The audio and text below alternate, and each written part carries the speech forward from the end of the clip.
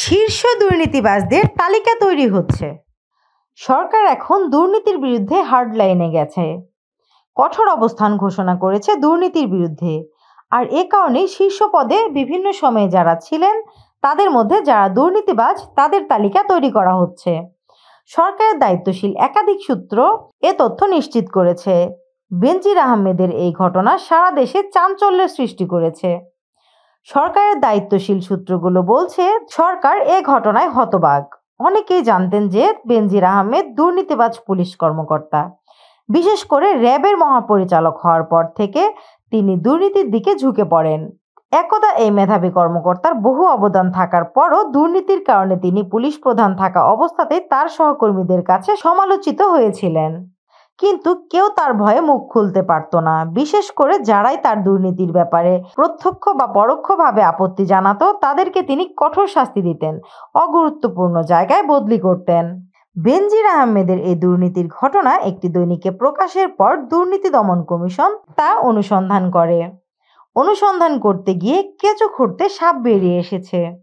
দুর্নীতি দমন কমিশনের একজন কর্মকর্তা বলেছেন যে তারা কল্পনাও করতে পারেননি যে বেনজির আহমেদের এরকম সীমাহীন দুর্নীতি এবং অর্থ আত্মসাতের ঘটনা আছে।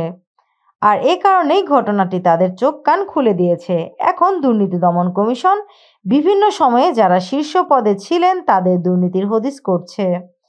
দুর্নীতি দমন কমিশনের দায়িত্ব সূত্রগুলো বলছে যে বিভিন্ন সময়ে শীর্ষ পদে থাকা ব্যক্তিরা শীর্ষ পদে অধিষ্ঠিত হবার পর কত সম্পত্তির মালিক ছিলেন এবং এখন তাদের বিত্ত বৈভব কেমন, এই বিষয়গুলি নিয়ে অনুসন্ধান করা হচ্ছে এবং তাদের দুর্নীতির সম্বন্ধে খোঁজখবর নেওয়া হচ্ছে।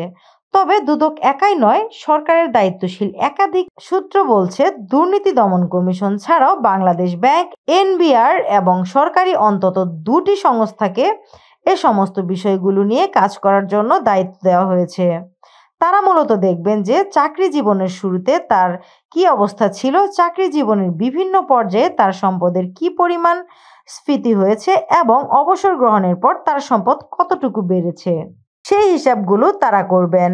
তবে সরকারি সূত্রগুলো বলছে কাউকে হয়রানি বা আতঙ্কে ফেলার জন্য নয়, যারা দুর্নীতিবাজ হিসেবে সামাজিকভাবে পরিচিত এবং যাদেরকে নিয়ে বিভিন্ন ধরনের কথাবার্তা আছে বা ছিল তাদের ব্যাপারেই এই ধরনের তদন্তগুলো করা হবে।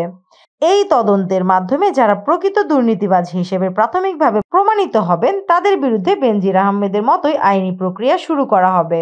সংশ্লিষ্ট সূত্রগুলো বলছে যে পুলিশ প্রশাসন এবং প্রশাসন ক্যাডারের বিভিন্ন কর্মকর্তার নামে বিভিন্ন সময় মুখরোচক আলোচনা হয় এবং তাদের নানা রকম দুর্নীতির কাহিনী প্রায় প্রকাশিত হয়। এই সমস্ত বিষয়গুলো নিয়ে এখন দুর্নীতি দমন কমিশন এবং অন্যান্য সংস্থাগুলো নির্মোহভাবে তদন্ত করবে। স্নিগ্ধা আখি, নতুন সময়, ঢাকা।